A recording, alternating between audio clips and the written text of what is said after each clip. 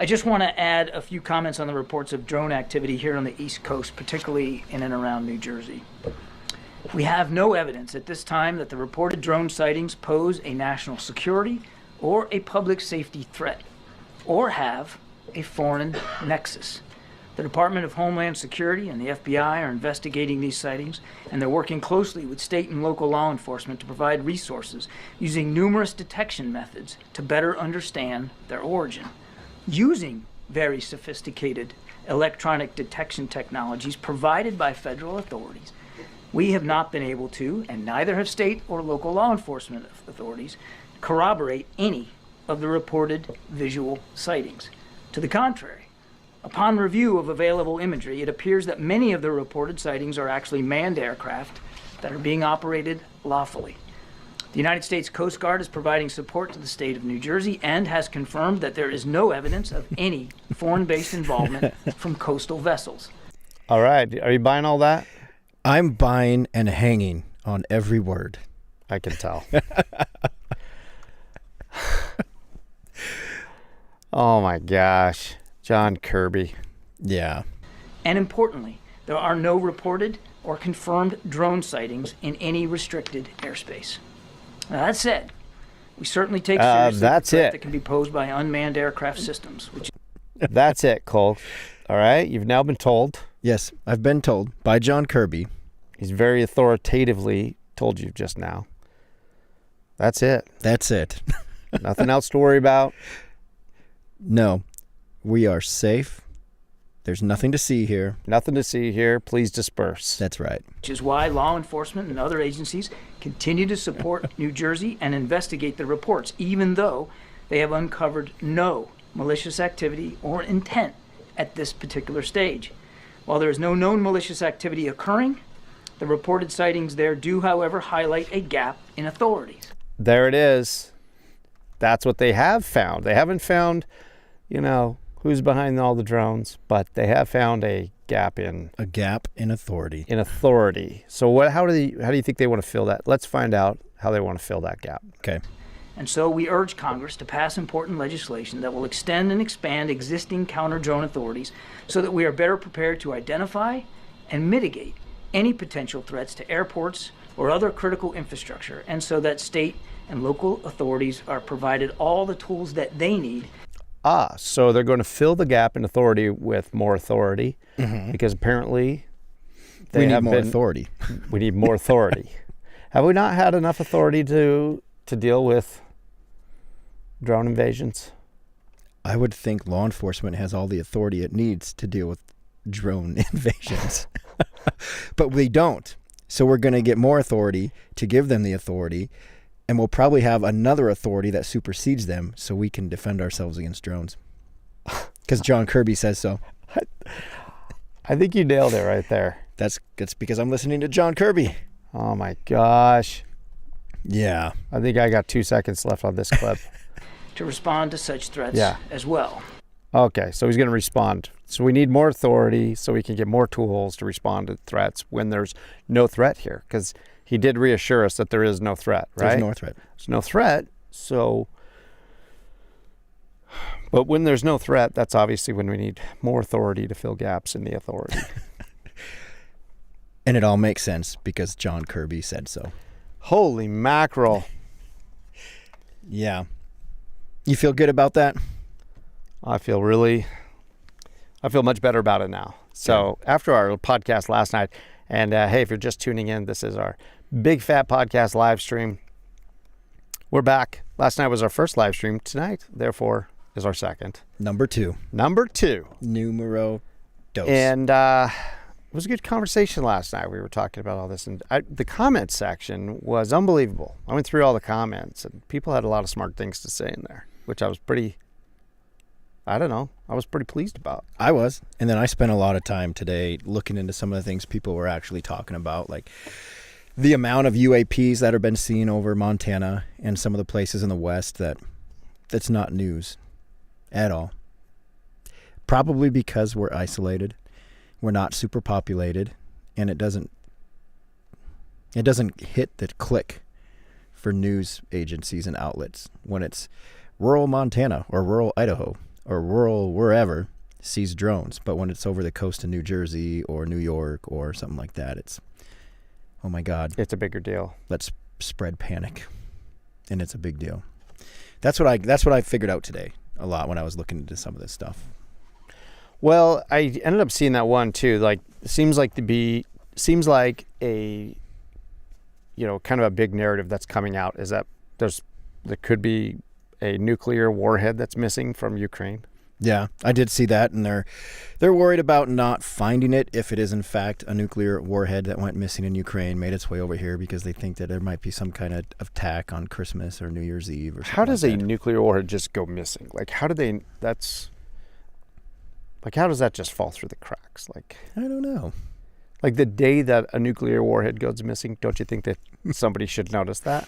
Like, and then before you'd be hot on the trail of who took your said nuclear warhead. You would think so. But according to John Kirby, nothing to worry about. Yeah, but we're going to plug in the gaps in authority with no authority. Yeah. So, you would think. I mean, there's dudes watching those dudes when it comes to nuclear warheads. Yeah. So one just doesn't go missing. If that is in case the fact, and we find out that it's legit that one goes missing from Ukraine. Which we don't know, right? Because we're just some guys. Right. We're just... And then we're been looking for it. But these drones have been flying around for 3 months. So they're not doing a very good job. Really? Has it been going on for 3 months? That's what some of the stuff I was reading today, that they've been having these drone sightings over the East Coast for 3 months. Wow. So, but it's just convenient that the Biden administration's pardoning thousands and thousands of people. So we got to distract you from that, and we're going to throw up the drones being nuke sniffers. We're going to pardon a bunch of weirdos, and then but we need more authority to fill the gaps in authority. Yeah. To make sure that we have the tools to address any threats, which this is not a threat. So, and that's it. So feel safe. Everyone feels safe while we get more authority. Yeah. Well, that makes me feel better. Me too. Not really. Not really at all. I just feel like we're going to be able to fly less drones around. Like, it's just going to be harder to just get a drone up in the air and go fly your own drone. I don't know. And then there was the guy, you were talking about, the guy saw the video of it was a 9-minute video, or else I'd play it right here. It was a little long, but the guy was saying that he actually manufactures drones. Mm-hmm. And that through his experience, that these things, and that's who was talking about that some nuke went missing somewhere, and that hey, they're probably just low level. The only reason they'd be flying at night is you can't see anything normally, but if you're scanning for certain things, you might be able to pick up your missing nuke. Right. Which there's not a missing nuke, so nothing to worry about there. Nothing to worry about. The only thing that's been missing is enough authority. And that we've been reassured that by John Kirby that we're going to take care of that problem. That's really been the only threat, is that they haven't felt like they have enough authority or tools for law enforcement to take on threats. Okay, we beat that one too. We did beat that one to death. So we talked yesterday about this book. I brought up this book, like, hey, in these crazy times, right? Mm-hmm. That I found this. I was like, holy cow, I have this book at home. And I hadn't looked it up in a long time. And come to find out, it's not my book, because my parents were watching the live stream last night. My mom messaged her something. She was like, hey, that's where my book is. Yeah. They knew it was at my house. They brought it over and left it on the coffee table or something, I'm sure. Anyway, I didn't steal their book. But anyway, yes. And it's by Joel Skousen. I brought it in tonight. Going to share it with you. And it is, during these crazy times of, I don't know, whatever you want to be freaked out about in the world. Drones. Aliens. Nukes. Missing nukes. Hurricanes. Tornadoes in San Francisco. I mean, yeah, that happens all the time, right? Yeah, right. Tsunamis, which we don't have to worry about tsunamis too much here in Montana, I'm sure. At least not this year, but you never know with how things are going.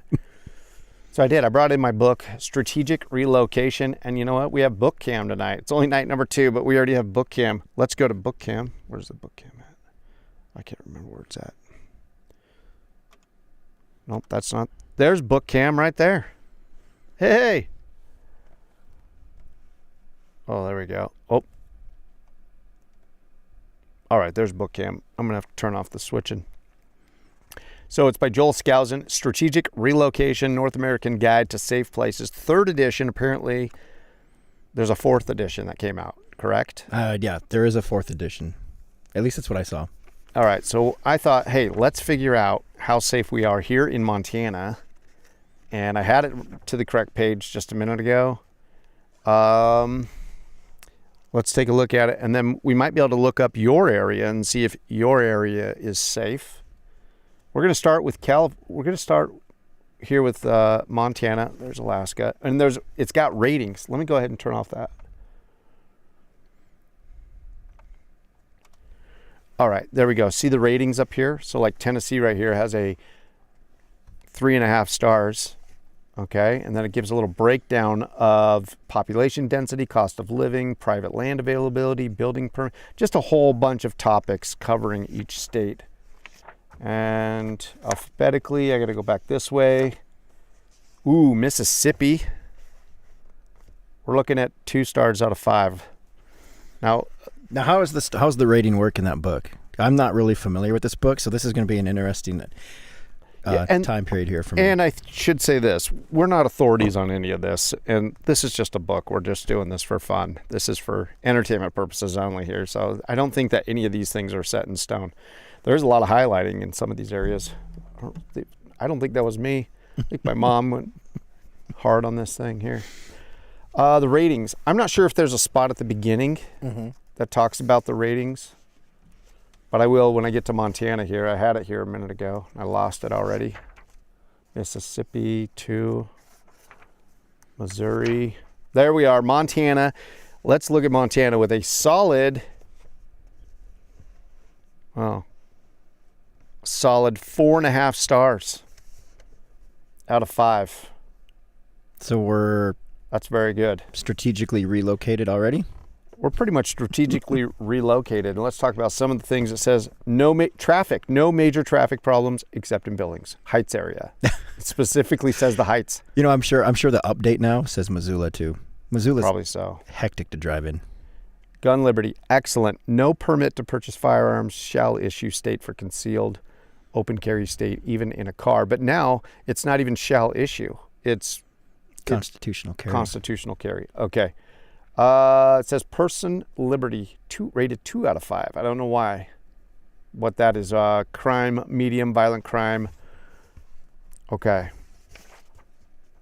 All right, let's see what it says here about Montana. Montana is considered to be some of the last great frontier in the continental U.S. With the decrease in mining, the economy is now mostly service-based and is fairly weak. Ouch. It still has significant remnants of its traditional economic activities: ranching, wheat, farming, lumber mills, hard rock mining, some oil and coal in the east. Eastern Montana is more like a Midwestern state, but with little rainfall, very few roads, and a declining population. All right, let's get down to our area. There's Western Montana. Western Montana is where the great outdoor living experience begins and where the best retreat sites are located. However, even in this beautifully forested area, Montana has a Dr. Jekyll and Mr. Hyde personality. Would you agree with that, Cole? Montana has a Jekyll and Hyde personality? Yes. Yeah. From probably west to east, right? Oh, yeah, absolutely. Significant tension between the liberal, rough, anti-religious segment of the population, a combination of the old miner mentality and the wealthy and liberal California immigrants, and the arch-conservative Christians who are increasingly drawn to Montana for liberty. Democrats and liberals have had their way for so many years, they often react with real hostility toward conservative Christian resurgence, such as what has been happening in the Whitefish area. I don't remember all that. Yeah, there's a lot of... You know what he's talking about there? Yes, I do. Okay.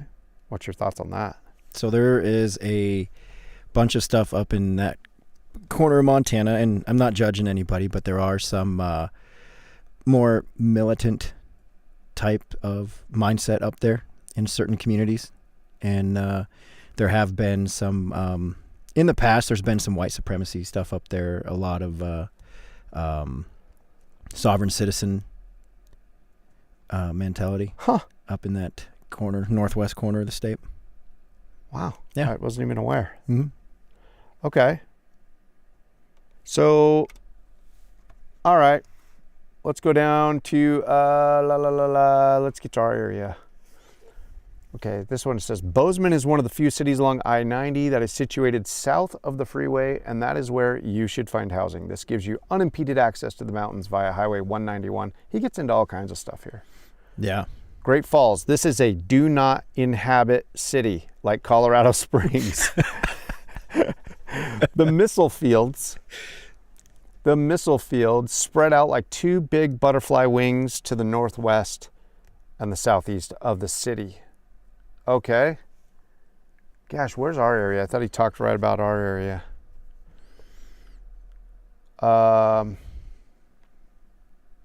This says, Helena is the closest anyone should locate to the city of Great Falls, which is surrounded by missile silos. Okay, there is a map. Let's go to the map.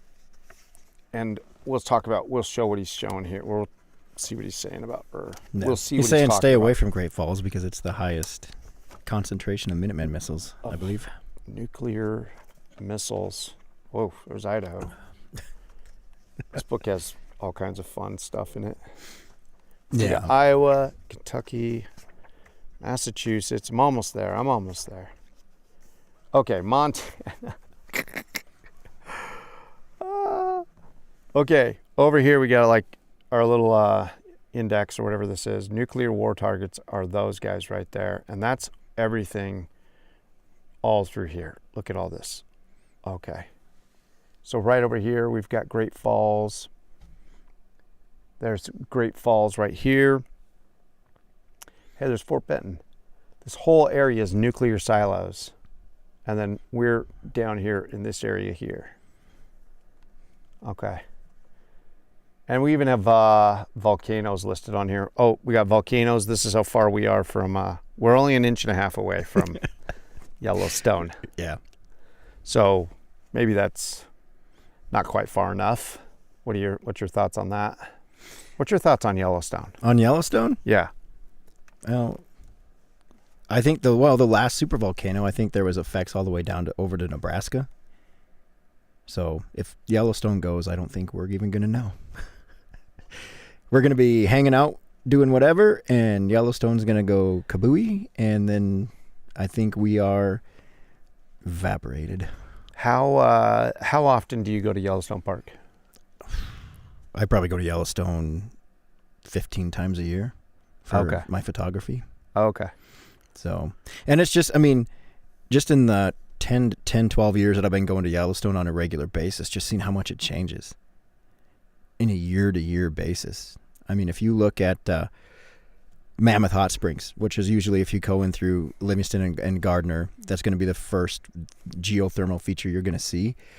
Just in the 10 years that I've gone that many times per year, it has changed dramatically. I mean, there's pictures that I have from 2013 that were full of activity at Mammoth that are completely dormant right now. And that's just in 10 years. You know? Wow. So I think Yellowstone is it's a gem. You know, there's just so much cool things there. But I don't think that you could be prepared for a supervolcano to go off like that. You know, I mean, you look at what happened with Mount St. Helens, and I think Yellowstone would just be catastrophic. I saw a clip of Mount St. Helens going off today. That whole hill just starts to slough off and go down, and then it goes boom. Incredible. Yeah. I actually saw a clip too, or there was a photographer out there who caught or videoed it or something of it going off. And then he didn't try to escape, but he took the footage, or he took the camera, they said, and he put it in his car and like covered it up. And then everything was covered. They recovered him later, but they were able to recover his footage. Yeah. Obviously he knew he was a goner, but he saved the footage somehow. That's just a crazy story to me that he had the wherewithal to be like, oh, I'm a goner, but I just got it, and I'm gonna go ahead and try to save it, and then, wow, mind blowing. Yeah, and I think that'll be you at Yellowstone. Shoot, like you're over there, like photographing like wildlife. Odds are you're gonna know about Yellowstone going off before I will, because I mean, I'll know about it 2.5 seconds later, but.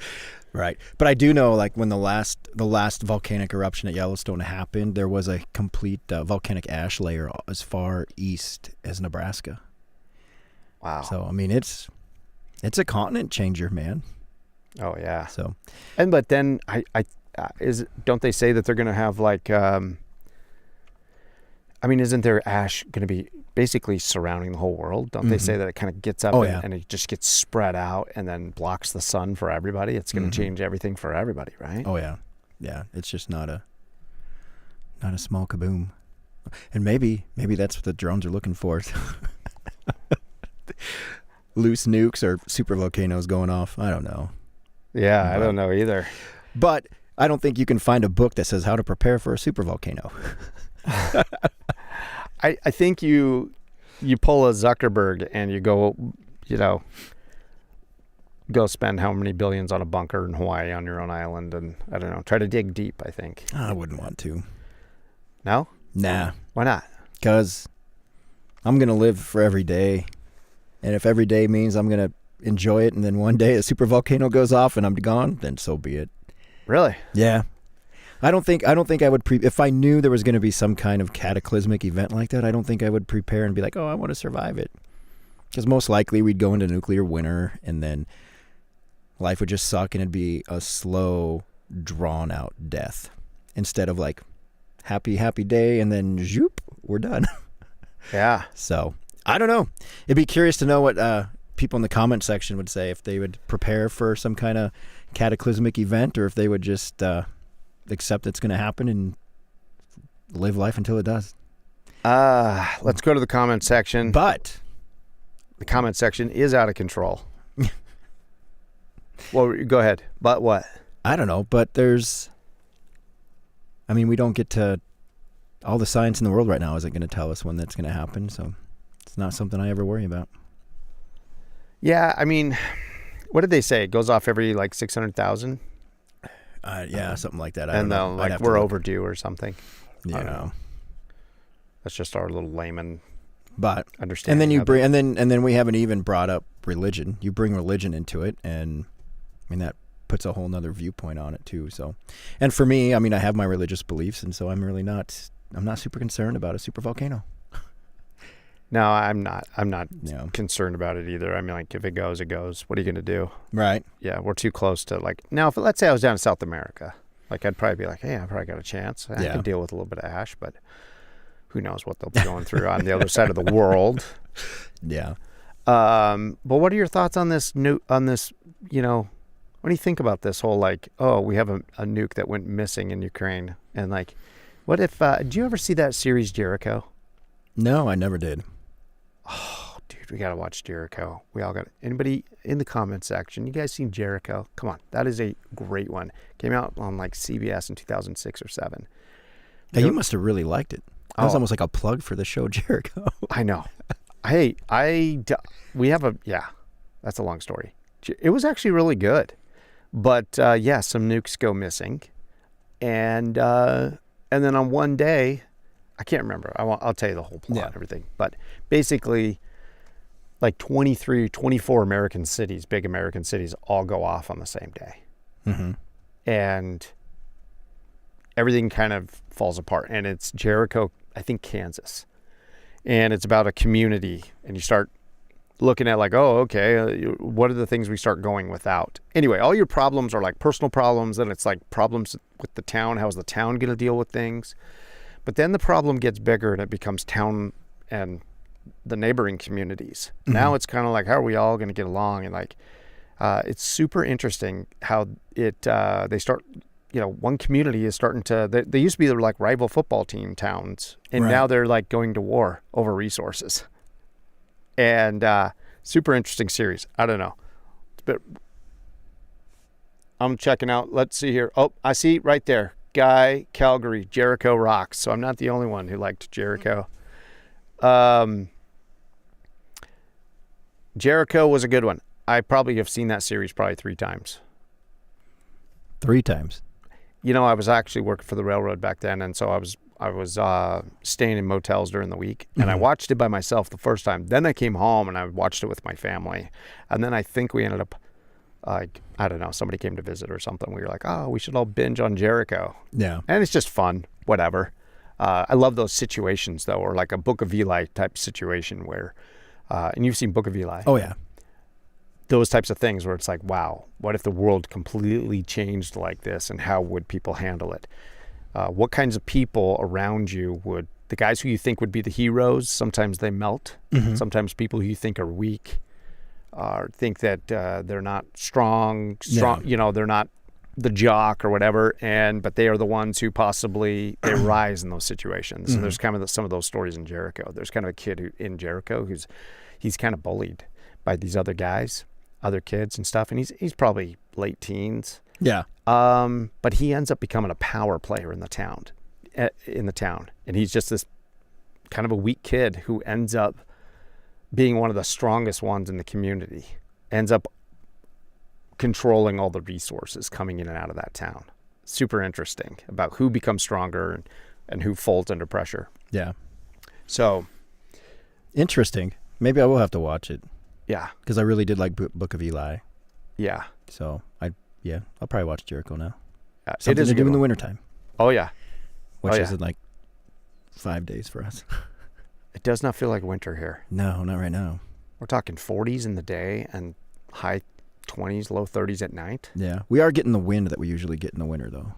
Yeah, we've had It's a lot been of wind windy, but the last few days. that's why that book says don't live on this east here. There's wind. Oh yeah, right? Yeah. Ah, my goodness. What anybody out there in the comment section, let's look up where you're at. Let us know kind of where you're at. We will look it up.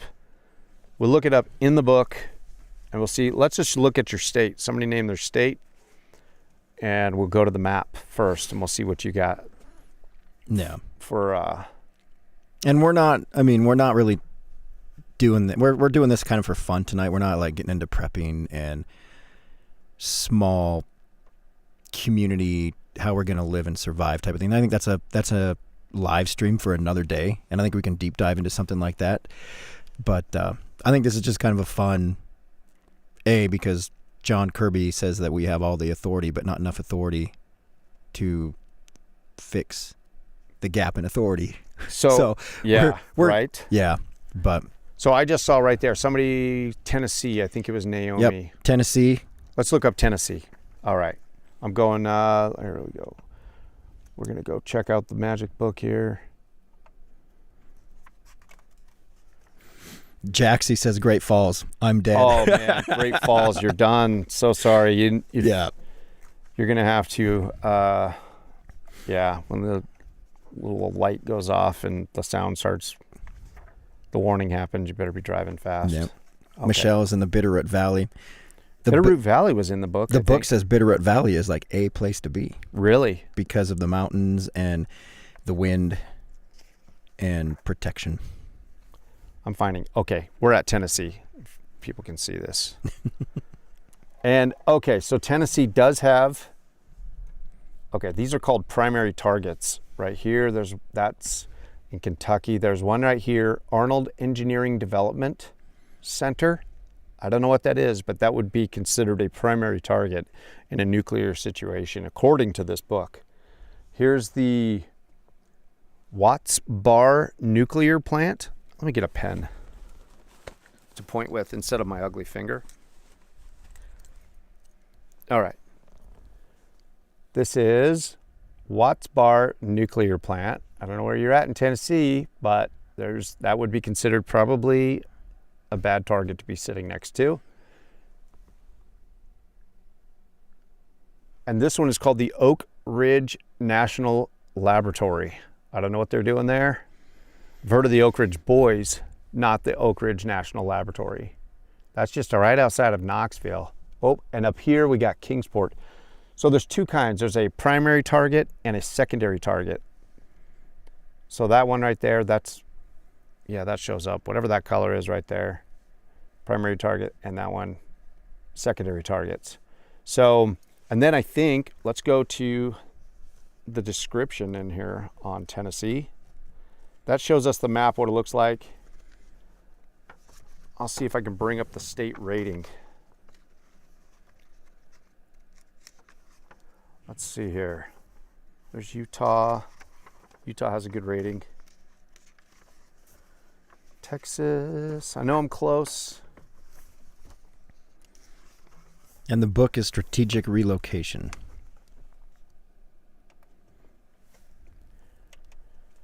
Okay, Tennessee, right up here. We've got a good solid 3.5 stars out of 5. And personal liberty, you guys get a really good rating, 5 out of 5. Let's see here. It even covers like homeschooling. This is kind of old. I think this is early 2000s, and there is a 4th edition that has come out. So it is kind of interesting to read about this. That's funny that it talks about homeschooling in here. Regulated, state requires parents to send notification, test scores, and/or professional evaluation. So it rates all these things. I'll just read off the little headings here of what it is giving a short little synopsis of. Okay, population density, cost of living index, private land availability, building permits. What is it like to get building permits? Hey, I got to tell you my story about moving up here. Okay. I moved up here and I bought a piece of land, and then I asked a local guy. I said, "So what is the building permit process like?" And he looked at me and he goes, "Building permits?" I go, "Yeah, I'm from Clark County, Nevada. I built a house down there, and it took me like 9 months to get my building permits approved, and probably cost me $30,000 to just get a little 1,500 square foot house built." And he just looked at me like I was crazy, and he was like, "Yeah, there's like no building permits here."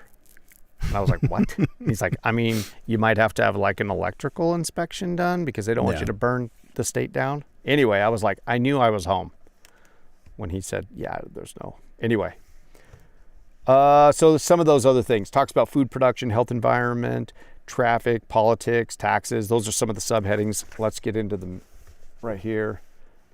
Some of the military targets it talks about in Tennessee: Fort Campbell, Holston Army Ammo Plant, the Milan Arsenal, Volunteer Army Ammo Plant. They're the Volunteer Army Ammo Plant, the Arnold Engineering Development Center, and the Nashville Airport.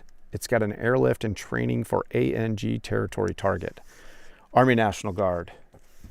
So 3.5 stars out of 5. Let's pick another state. Yeah. What did I see on there? Maryland, Washington. Somebody said Upper New York. Upper New York. So I'm curious. Upstate New York. Pick New York. But I'm curious, and maybe some people in the comments might be able to shed some light on this. Like, are any of these places that are considered high targets have any of this drone activity around them? I'm just curious. Upstate New York. You know, are they having any drone activity up there? Yeah, I'm sure. I know it was New York, New Jersey, but I don't know about upstate. All right, here's the map on New York. Wow, you guys don't have like a bunch of the red primary targets. I don't. I would have thought it would have been worse, but I don't know what that one is. That's the Naval Weapons Industrial Reserve Plant right there. And then there's all these, like, I guess this Saratoga Springs. There's the Hancock Field U.S. Air Force Base, the Ginna Nuclear Power Plant, if I'm saying that correctly. Ginna Nuclear Power Plant. And then you got a few in Pennsylvania around you and a few in New Jersey. So according to that doesn't look too bad. But let's go to the section where he gives a little rating on New York. Boy, Ohio, just flipping through here, 2 stars out of 5. So if you're in Ohio right now, I don't know. It's not a place to be. Is Ohio getting drones right now? Let's see here. I passed it up. My alphabetical skills are. Yeah. Now I wonder if this. So does this book? There's Nevada. Does this book consider population density as a soft or a hard target? Yes. New Jersey. So like New York City would be considered a primary target just because of population density. Population density very high. 414 people per square mile, 7th highest in the nation. So it doesn't really talk about that as being a target, but it will give us, if I were to read all of this right here, it'll give you a breakdown of like, I'll just read this first little paragraph. New York State has some beautiful rural forested land in the upstate area, particularly above Albany and Syracuse. That would be great for retreats, except it is tied to the politics of New York City in the South. High taxes, high regulations, high cost of living, and restricted liberties are too expensive a price for the scenery and rural living. Now, this is just this guy's opinion, and this is not our opinions. This is just a book. Just a book, all right? So This is the guy. Actually, he had a business of, I think he did a lot of like building, not just bunkers, but like building safe homes for people, like high dollar safe homes for people. Like homes that I couldn't afford. Yeah, neither one of us could afford, right? But like putting in like safe rooms and all that kind of stuff, that type of a guy. Holy mackerel. Then he starts going into New York and public corruption convictions, 20 public corruption convictions, yada, yada. So it's not just about like natural disasters and things. He gives a breakdown of what he thinks that state or area, the negatives and positive about it. Despite all the military facilities in this state, there aren't many serious targets in a nuclear war. New York City itself is a tempting target for an enemy, as it is the financial center of the nation. There are several nuclear power plants north of New York City, which are a concern if they are destroyed. But the biggest threat by far is the huge and highly dense New York City metro area itself with its millions of people. New York is highly dependent on truck and train supplies for food necessities each day. So I think if you're not close to New York City, I think you're way better off. Yeah. But I mean, that goes for anything, whether it's a catastrophic event or civil unrest in general. The farther you are from a heavily populated area, I mean, to a point, but then again, we get into the whole, community tactics stuff like that. Like I said, we can talk about it another time, but for the purposes of what we're talking about here, not being around New York City would be great. Yeah. I think let's do Oregon. Oregon has been up here a few times. Oregon. So. Okay, we're looking for Oregon, Oklahoma. All right. Hey, thank you everybody who is just joining in. This is our second live stream here. Big Fat Podcast. I'm Milo. That's Cole. There's Cole right over there. Cole right here. Cole's actually a wildlife photographer. You can check him out. Down in the description, there's some links. You can see Cole has amazing photography. Thanks, man. So tons of great wildlife photography shots. Makes me feel like, I don't know, like I'm like, what am I doing on my weekend when Cole's out there photographing polar bears and such? Right. Okay, Oregon. Here we are. Oregon, 3 stars out of 5. Okay. Let's see here. What else do you want to know about here? Military targets. Should we do that? Umatilla Chemical Weapons Depot being decommissioned until then, secondary target. This book is kind of funny. This kind of cracks me up. Primary target, secondary target. Right. Like it's I don't know. Kind of cracks me up. Kingsley Field, Army National Guard Base, Klamath Falls. Man, this guy did some research on every state. Portland Airport, Over the Horizon Radar, Christmas Valley, southeast of Bend, mothballed. Primary target at best, it says. At best. Primary target at best. Oregon's beautiful. I've actually been there on a photography trip to go photograph spring migration shorebirds and whatnot. And Oregon is a beautiful, beautiful place. It is. It is really beautiful there. Let's go to the map. I'm looking for the map of Oregon so we can see where their primary target at best is. LMNO. Singing in my head. Okay. This is our fancy overhead book cam today. Let's quickly through this together. Oh, that's funny. Okay. All right. We got volcanoes are on the. These are volcanoes right up here. Wait, come on, get in focus. Oh, it's my pen. It's throwing it off. Whoa! Second ever live stream. I think we're doing pretty good. We're trying. It's not getting in focus. I don't know what's going on. Come on. There we go. Got in focus right there a little bit. Maybe if I go back down, I drop down. Okay, we're still in focus. Okay. Once again, basically I just see one primary target. West Coast over the horizon. Black scatter radar system. And then I see a secondary up there. That's so funny. I mean, these are just this guy's opinion or his research. This is not my opinion. Primary targets, secondary targets. I mean, this book actually breaks down natural disasters, civil unrest, nuclear war. I mean, it's kind of like a end of the world scenario type book. Not end of the world as you know it, like things that could happen that could affect your area.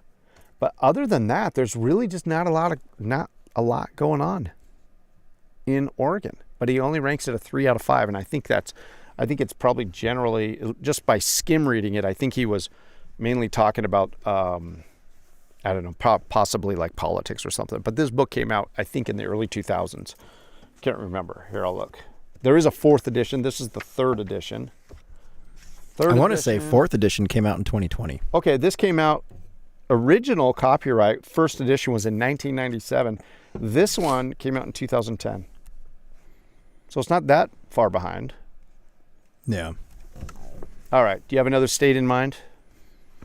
What's a state that would be you're curious about? What about Nevada? Nevada? Nevada. I don't think it looks good for Nevada. Element. Oh, where am I at? I'm going the wrong way. All right.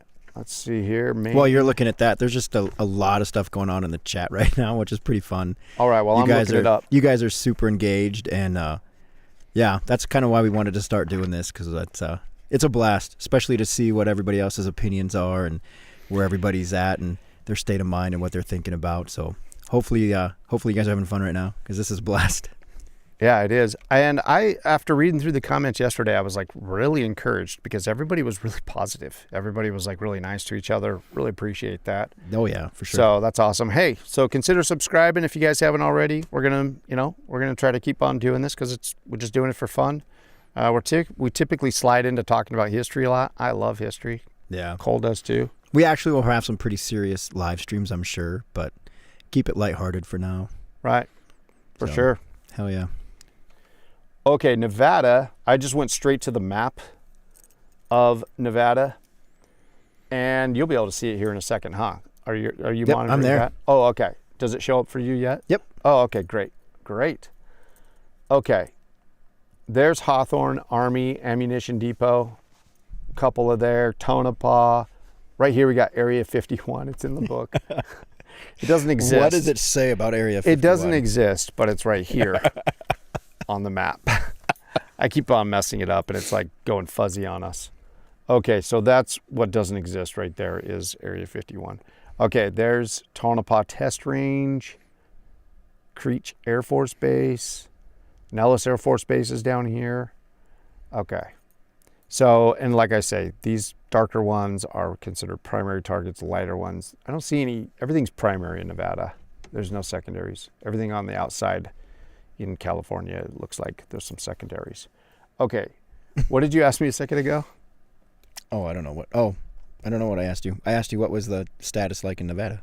Okay, let me go to the text part of it. And we'll see how many stars Nevada gets. Let's Arts Live. New Zealand is super high on my list of places to go. I've got Australia and Antarctica left, as far as major continents, but as far as locations, New Zealand is way up there. I'm going to get there one day. Nevada gets 3 out of 5 stars. Okay. It's so funny. It says, here's a category of corruption right here. It just says corruption. I can bag on Nevada because I'm originally from Nevada. So it's kind of like, you can't talk bad about my family, but like, I can only talk bad about my family. Anyway, whatever sense that makes, right? I grew up in Nevada. Very high corruption in the state and near total corruption in Las Vegas and Reno city governments due to gambling and mafia interests. Significant corruption among police and judges in major cities, but especially Vegas. So this guy is bagging on Las Vegas. Yeah. So, but hey, if it wasn't corrupt, we wouldn't have good movies like Casino. That was a great one. Yeah, lists off all those things all those primary targets. List off those as military targets. Health environment. Water quality is poor. I can attest to that. I hate the water down there, man. In Nevada. Oh man, I can't drink it out of the tap. It was terrible, right? But you know what? When I was a kid in the like late 70s and early 80s, I mean, yeah, I was one of those Gen Xers drinking out of the rubber hose, or I was drinking out of the bubblers. Right. Yeah. In the shrubs at the elementary school. Okay. Yeah, it just basically says, I was talking about the health environment. Significant chlorine and fluoride are added. 70% of people's water systems are fluoridated. Air pollution is high in Las Vegas Valley, which traps the air. Clean air almost everywhere else. High desert climate outside of Las Vegas is very healthy. So anyway, that's his little breakdown. 3 out of 5 stars. I don't know. So it is interesting, though, because he will talk about some of the, being along the major corridors of the interstates, how that's not a good thing, how it's being way off the beaten path. If anything were to go down, being away from those cities, being away from the main corridors, those are going to be danger areas. And what did he say about Montana? He said something about, did we already say that? Yeah, stay off I-90. Stay off I-90 because why? Because he said guys flannel and pickup trucks? No, they said that one of the biggest threats for Montana is what they call point focus, which is in the book it says a bunch of guys in pickup trucks with a lot of guns taking what they want. So he's basically predicting a Book of Eli situation here for us. Pretty much. Now, should we do one more state?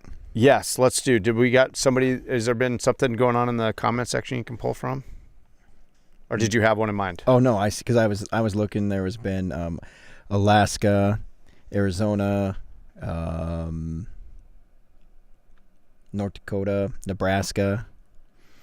Oh, I don't know. I think just pick one. Thrive Off Grid says Billings, Montana has the best water in the world.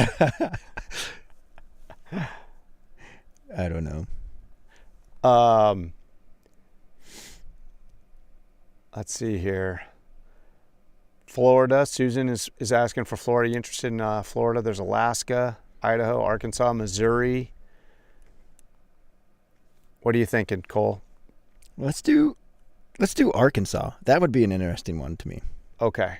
Somebody said Arkansas, right? There it is. Yeah. Time to plant. Time to plant. All right, we're going to Arkansas. Here, maybe I'll switch back to the... Where's our Canadian brethren at? Nobody wants to know about Saskatchewan or British Columbia?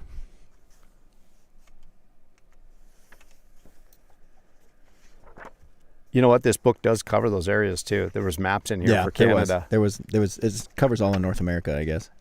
Okay. But I guess we include them in North America, right? Yeah. Wait, I'm messing up my. Okay, there it is. Arkansas, 3 out of 5 stars. We can see that right up here. My big fat head is in the way. Let's see here. Military targets: Pine Bluff Arsenal. It's a chemical weapon storage. I wouldn't want to live near that anyway, right? Yeah, I wouldn't Little either. Rock Air Force Base, largest base of C-130 airlift aircraft, primary target.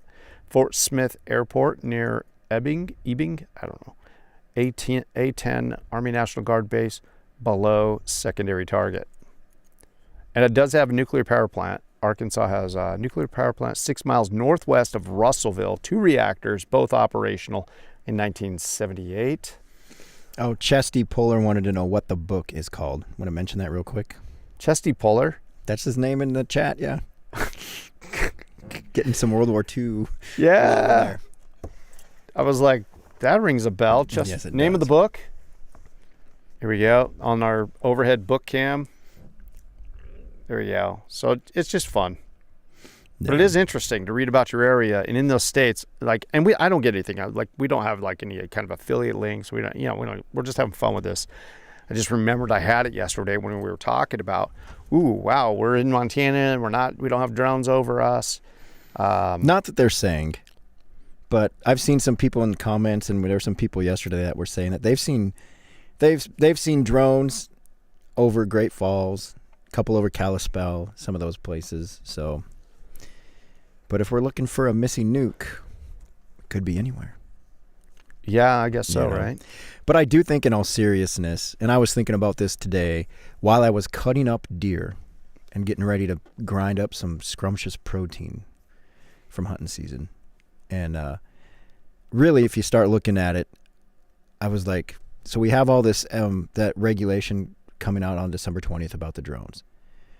But there's all this drone hysteria. What do you mean now. there's regulation coming out? Well, there's that, I'm drawing a blank now, but isn't there some kind of, there was something that has to do with drones. New rules, or Yeah, is I it can't just remember like that new good. laws they passed? Yeah, Is that the- I'm drawing a blank. I had this earlier, and then we kind of got into fun with the book, and I totally lost it. But I don't know. I can just see this in all seriousness of being a way for the government to have more control of the skies. Oh, and definitely. make it harder for individuals to run drones. You know. Yeah. And even legit businesses. I mean, we're looking at Amazon that are using drones for delivery. You know, I'm sure soon it'll be Walmart and all the big chains. I'm sure they don't want any traffic competing Right. with them for airspace. So But I'm looking it up. Somebody in Canada just asked for Saskatchewan. I can't scroll back up, but they're moving. The comment section's out of control. Thank you, everybody, for contributing to the conversation. I didn't see his name. I don't know if you can scroll. Can you scroll up? I don't know which one. There was a Canada one. Yeah. Saskatchewan.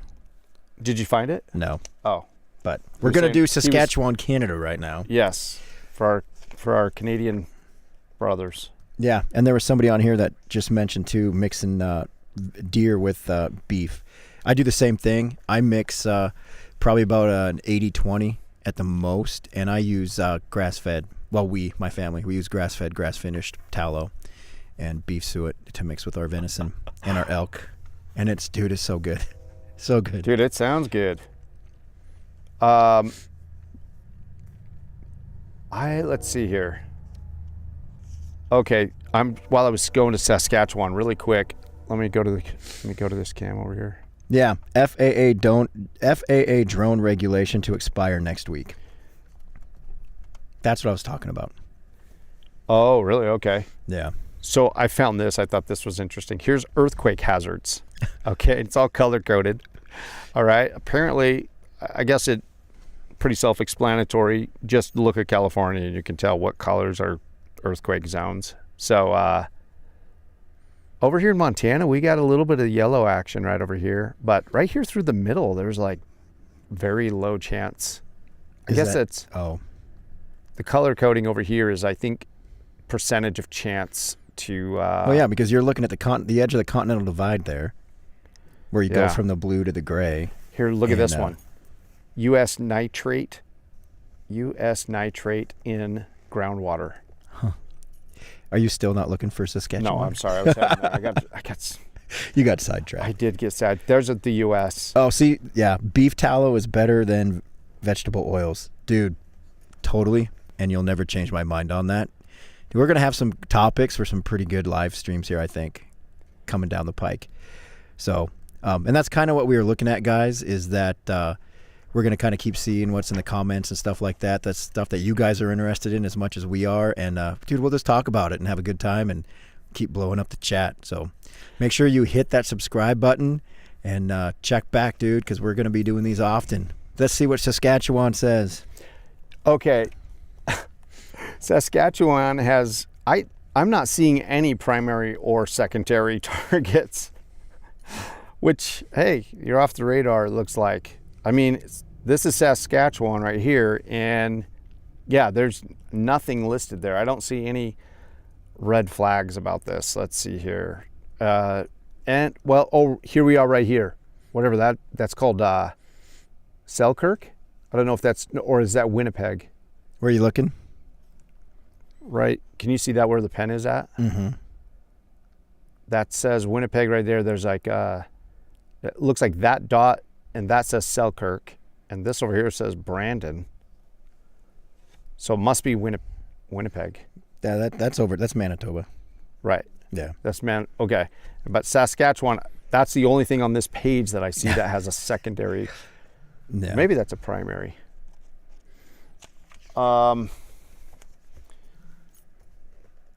These all kind of just show like population, where it's like these really dense colored areas. These are heavy population areas, and this kind of just shows you where primary targets would be listed if somebody wanted to make us targets. Yeah. There's been some people asking about the book again. What's it called? Okay, there's that right there. And we don't, like I say, we don't have a link. We're just talking about this book. It's just been on the shelf at home, and we're just talking about it for fun. Yeah. Entertainment purposes only. Entertainment purposes. So something to think about, though. And to get you guys thinking. And obviously, by the way the chat's going, you guys are thinking. And that's all we can ask for, right? Hey, better to be thinking now than regretting it later, right? Have a plan. Have a plan in mind. You follow these, I don't know. We just watched John Kirby reassure us that everything's under control. The only gap they've identified is a gap in authority, and that they're going to, they're going to Congress asking for more authority to address threats. But there is no threat. He's assured us there is no threat right now, but somehow they need more authority to address more threats. Makes a lot of sense. It does. But it makes you think whether or not you live in an area. I know if I lived in one of those crazy areas out there, well, I don't know what's really a crazy area, but places where people are, lots of things happening all the time. A little safety or a little peace of mind about heading out to the woods and getting a little place out in the country. I know I'd be thinking that way. But I'm already here. So I got nowhere to go now. Right. So.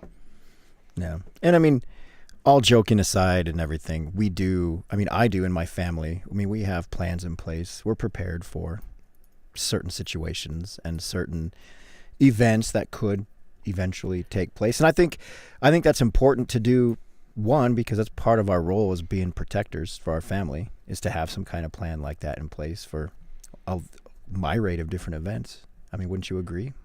I mean, all tongue in cheek aside. Yeah, I agree. I mean, I do, because my family as well, big on like food storage and different things like that, just general preparedness. Is there a scenario that you feel you would need to be prepared for more than other types of scenario? Like, I'm saying, like, you're probably not getting prepared because you're worried about a drone invasion. But no.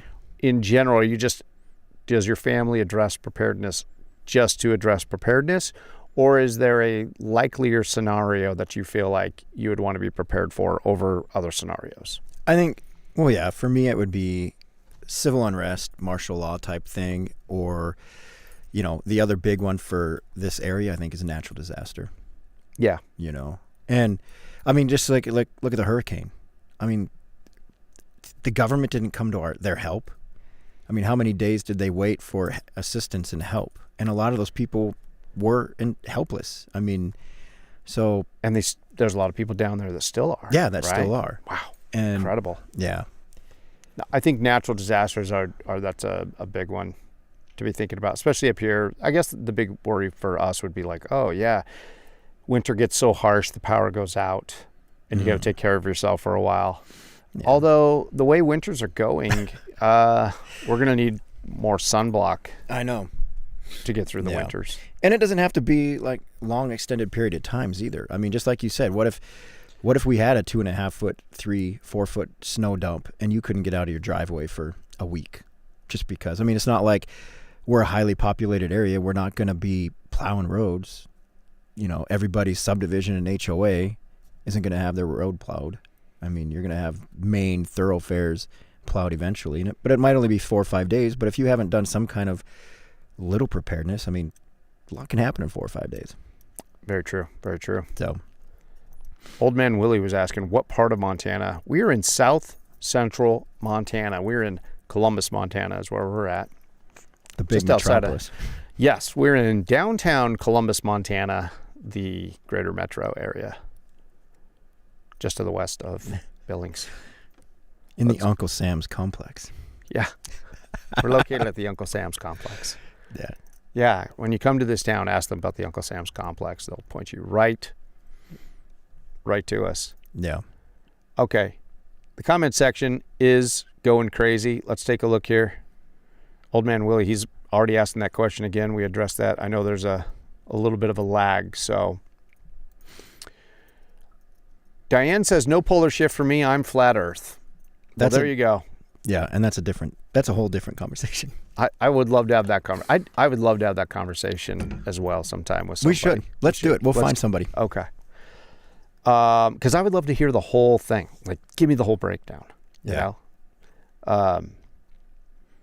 Somebody is saying that Wyoming is better. I used to live in Livingston.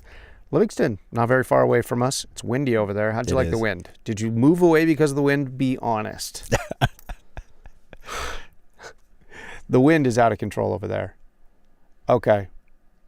All right. Checking this out. Marvin says, hey, I've been through there. There's no metro area, LOL. Well, we didn't say we wanted everybody to move here, so I was trying to discourage people. There's tons of traffic here. Yeah. Sometimes there's a train that comes through town like 20 times a day, and like you can't get across the tracks. It's terrible. yeah. Traffic is backed up for like 3 minutes trying to get across the tracks after a train comes by. Yeah. A little longer if it's like 5 o'clock. And a train always comes around 5 o'clock. Oh my gosh, those trains. Sometimes I'm like, that's it. We got to move. Then I calm down. Yeah. Hey, Ken. Ken is in the chat. Hey. There is Ken Solomon right there. Heading your way when things go down. Hey, there's room for you here. For sure. That would be my brother right there. Robert Smith says, I've looked at Mount Everest with my own eyes. The earth ain't flat. Been in that same area. Wow. That's all I'll say about that. I don't know, but why wouldn't we want to get into an earth is flat versus earth is round conversation down the road? It'd be a good conversation. Hear both sides of things. Yeah, you know why? Because I don't feel like I'd confidently argue one way or the other. Now, I definitely have my own thoughts or my own feelings, right? Mm-hmm. But really, how many of us really know, like, the science? Does that make sense? Yeah. Like, I mean, you just grow up and you just read the books and I don't know. I'm not questioning anything. I'm just saying, really, though, until you have seen it, like this guy, Robert, right, said he had seen it with his own eyes. And so he has that experience. But most of us just, you know, it's kind of an interesting way to look at it, though. But most of us just we go through life. You read some books, but you live in your own little bubble, and you just got to take people's word for certain things. I'm not saying I'm just saying, really, how much do we really know? Yeah. That would be. I was kind of felt like I was digging myself into a hole there. But you got what I was trying to say, right? I got what you were trying to say for sure. Yeah. But I mean, if you just live in Montana, I mean, there's a lot of mountains here. Not to say that mountains say that makes it the earth round, but Rick says nothing is flat here in North Idaho. Rick, you're right. I have been through there. I have seen that with my own eyes. I don't have to take anybody's word for it. The earth is flat in most Montana. Well, once you get east, but even then, there's a lot of badlands and stuff over there that people don't think exist. Yeah. In eastern Montana. Eastern Montana is beautiful too. It is. You know? You know, my wife, not a big fan of eastern Montana. And I'm like, well, you didn't grow up in southern Nevada. So, hey. Yeah. Growing up in the desert, eastern Montana is beautiful compared to where I came from. So. See, and I mean, I spend a lot of time doing landscape photography in eastern Montana, and I love eastern Montana. Yeah. There are some super cool, like I said, rock formations, Badlands and the history of eastern Montana, oh my gosh, we're going to be talking for another 3 hours if we start diving into that. Yeah. The history over there is just freaking awesome. Ed Zachary is saying, get on a plane.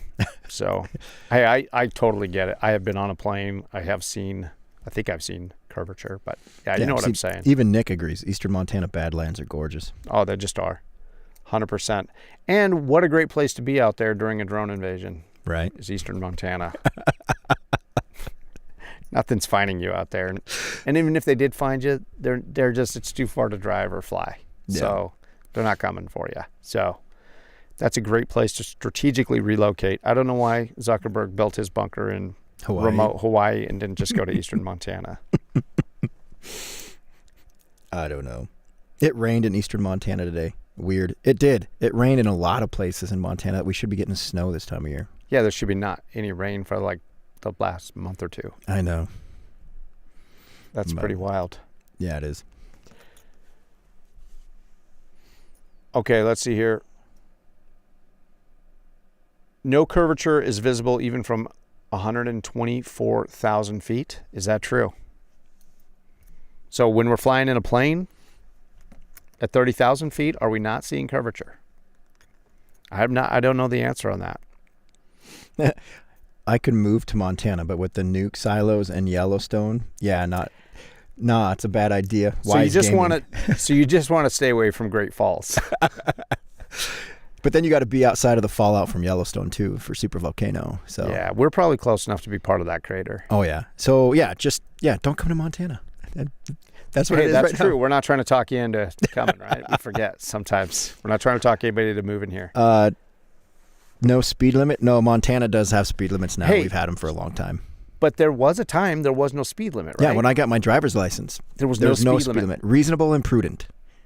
Wow, tell me about that. What was that like? I don't know. I just got my driver's license, so I was, outside of driving on back roads and farms and ranches growing up. I mean, it didn't seem any different, to be honest with you.